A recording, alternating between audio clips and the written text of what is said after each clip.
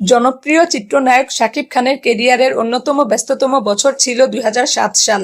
এ বছরে শাকিব খানের মোট ১৩টি সিনেমা মুক্তি পায়। ২০০৭ সালের শেষে জনপ্রিয় তারকা হিসেবে মহানায়ক মান্নার সাথে ১ নম্বর পজিশনে ছিলেন শাকিব খান। প্রিয় দর্শক, আজকের পর্বে থাকছে মেগাস্টার শাকিব খানের ক্যারিয়ারের ২০০৭ সালের সকল সিনেমার বক্স অফিস ফলাফল। তাহলে শুরু করা যাক। ২০০৭ সালে শাকিব খান অভিনীত প্রথম মুক্তিপ্রাপ্ত সিনেমার নাম হলো যমজ। শাহিন সুমন পরিচালিত এই সিনেমায় শাকিব খানের বিপরীতে অভিনয় করেছেন পপি এবং নদী। সিনেমাটি মুক্তি পায় ১লা জানুয়ারি ঈদুল আজহায়। বক্স অফিস রিপোর্ট অনুযায়ী সিনেমাটি হিট হয়। ২০০৭ সালে শাকিব খান অভিনীত দ্বিতীয় মুক্তিপ্রাপ্ত সিনেমার নাম হলো স্বামীর সংসার। জাকির হোসেন রাজু পরিচালিত এই সিনেমায় শাকিব খানের বিপরীতে অভিনয় করেছেন অপু বিশ্বাস। সিনেমাটি মুক্তি পায় ৬ জুলাই। বক্স অফিস রিপোর্ট অনুযায়ী সিনেমাটি হিট হয়।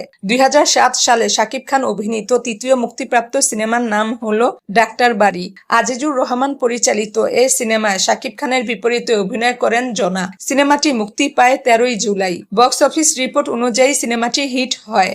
২০০৭ সালে শাকিব খান অভিনীত চতুর্থ মুক্তিপ্রাপ্ত সিনেমার নাম হলো আমার প্রাণের স্বামী। পি.এ. কাজল পরিচালিত এই সিনেমায় শাকিব খানের বিপরীতে অভিনয় করেছেন শাবনূর এবং নিপুণ। সিনেমাটি মুক্তি পায় ১০ আগস্ট। বক্স অফিস রিপোর্ট অনুযায়ী সিনেমাটি ব্লকবাস্টার হয়। ২০০৭ সালে শাকিব খান অভিনীত পঞ্চম মুক্তিপ্রাপ্ত সিনেমার নাম হলো তুই যদি আমার হইতিরে।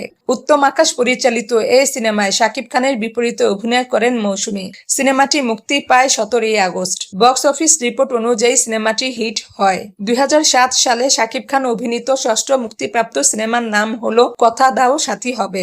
সোহানুর রহমান সোহান পরিচালিত এই সিনেমায় শাকিব খানের বিপরীতে অভিনয় করেন অপু বিশ্বাস। সিনেমাটি মুক্তি পায় ১৪ অক্টোবর ঈদুল ফিতরে।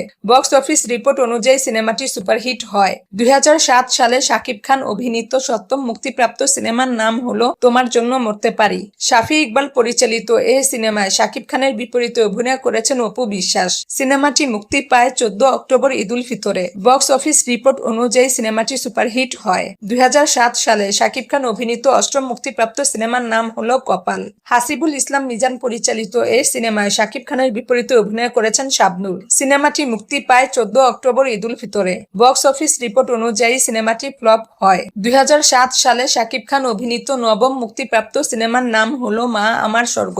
জাকির হোসেন রাজু পরিচালিত এই সিনেমায় শাকিব খানের বিপরীতে অভিনয় করেছেন পূর্ণিমা। সিনেমাটি মুক্তি পায় ১৪ অক্টোবর ঈদুল ফিতরে। বক্স অফিস রিপোর্ট অনুযায়ী সিনেমাটি হিট হয়।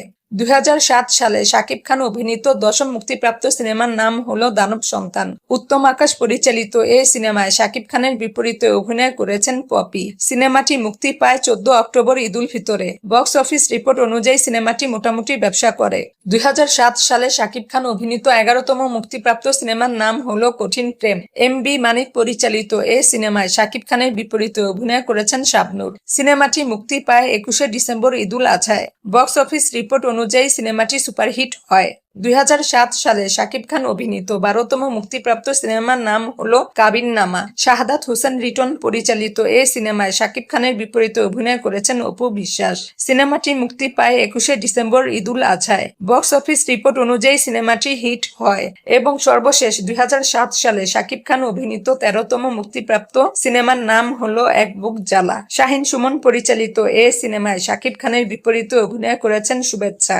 সিনেমাটি মুক্তি পায় ২১শে ডিসেম্বর ঈদুল আজহায়। বক্স অফিস রিপোর্ট অনুযায়ী সিনেমাটি হিট প্লাস হয়।